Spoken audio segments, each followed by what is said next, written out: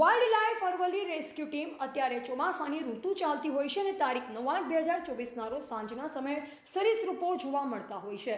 ત્યારે અરવલ્લી જિલ્લાના ડુગરવાડા ગામમાં રાવણ નિલેશકુમાર બાબુભાઈના ખેતરના ઓરડીમાંથી અંદાજે 9 ફૂટ અજગર સાપ ઘૂસી આવતા વન વિભાગને જાણ કરાતા વન વિભાગમાંથી તાત્કાલિક રમીલાબેન અને MS સરલા સાહેબ ઘટના સ્થળે દોડી આવ્યા અને વાઇલ્ડ લાઇફ અરવલ્લી રેસ્ક્યુ ટીમને જાણ કરતા મૌલિક પરમાર અને કલ્પેશ બારોટ પાર્થ સોલંકી ઘટના સ્થળે પહોંચી ગણતરીના જ કલાકમાં અજગર સાપને સુરક્ષિત રીતે પકડી તેના કુદરતી રહેણાંકમાં છોડી દેવામાં આવ્યા। માહિતી આપવામાં આવે છે કે આ સાપ બિલકુલ બિનઝેરી આવે છે અને અંગ્રેજીમાં ઇન્ડિયન રોક પાયથન કહેવાય છે।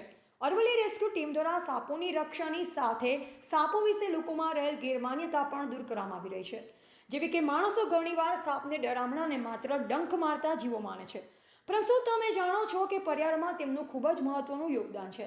જો સાપનો નાશ કરવામાં આવે તો ખેડૂતોના ખેતરો થોડા જ દિવસોમાં ઉંદરો દ્વારા નાશ પામશે।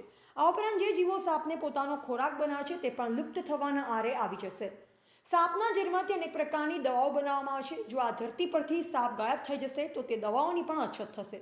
આવો સૌ સાથે મળી વન્ય પ્રાણીનું રક્ષણ કરીએ। રિપોર્ટર દિનેશ પટેલ, અરવલ્લી।